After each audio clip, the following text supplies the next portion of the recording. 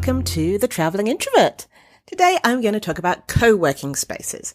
And the reason I want to talk about co-working spaces is because recently I did a lot of traveling. I think it was a ridiculous amount of countries in a short amount of time.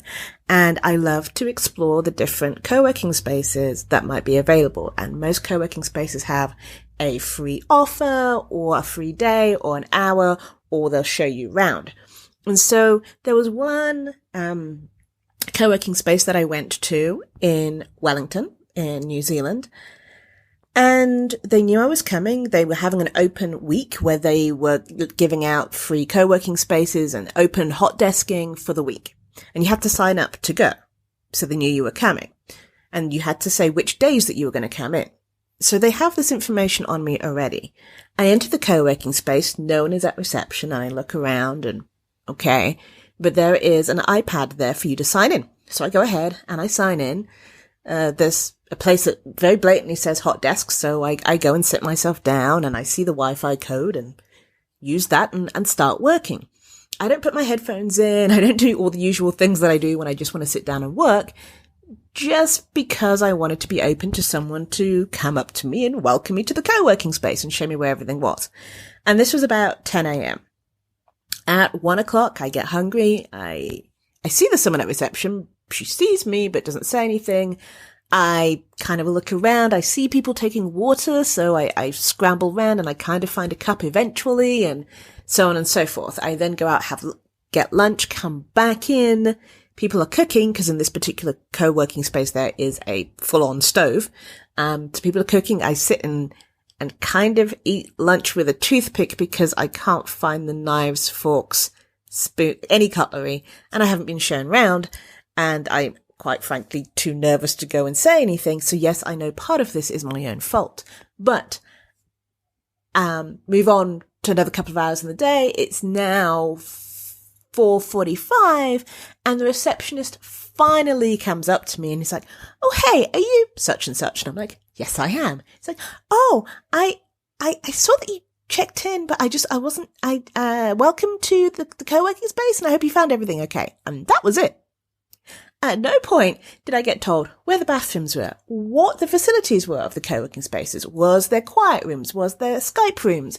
Where the cutlery was? Where to find water, tea, coffee? Welcome to the co-working space. This is all the activities we have going on. Nothing at all.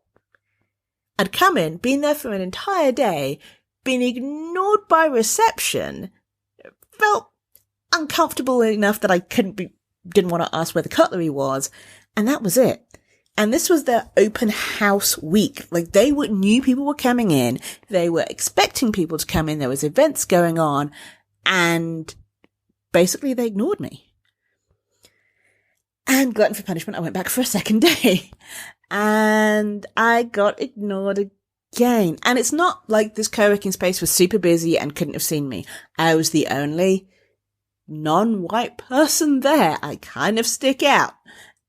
And still, reception or any of the other members, because they were also doing like an Instagram, photo shoot thing. No one said anything to me. No. In fact, I might be in some of their photos because they failed to mention that they were taking photos, and I don't really think I signed a non-disclose. Anyway, so co-working spaces.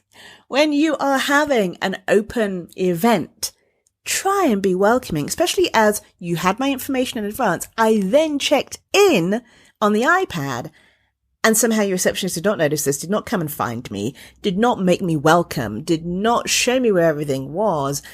And this was your chance for me to be like, "Oh, I'm going to go tell everybody," because it happened that there was 100+ bunch of people in Wellington, specifically digital nomads, who were looking for co-working spaces. And I could have recommended your place, but I didn't, because not great. So that is just one of my experiences with co-working spaces around the world. I'm sure there will be more to come because I'm now thinking of others, but that one particularly stuck out just because I wasn't not made to feel welcome, but I wasn't made to feel welcome.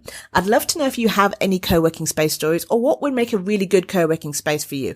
Oh, and did I mention they were singing? They had a radio on and people were singing along to the radio. Anyway, Thank you for listening. This is Janice from The Career Introvert, helping you launch your podcast using systems and workflows to prevent overwhelm.